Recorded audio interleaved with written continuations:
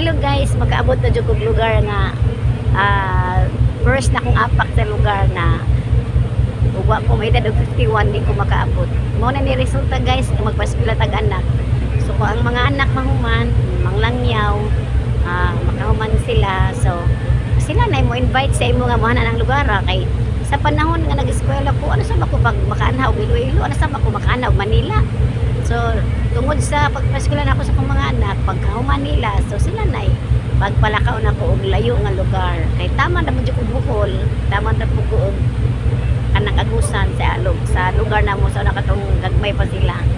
So diabot ang panahon nga sila na joy magpaanha na ko ng lugar kay siyempre giuna sila pa eskwela, wala tay laing kuan, wala tay laing giuna eskwela, di ta kalaag, di ko kalaag, pero karon nakalaag na jud ko, invite ko sa akong bata nga pulis. So siya nagpalaag na ko. Yes, excited ako makaapak sa yuta sa Iloilo. Di ako sa barko guys.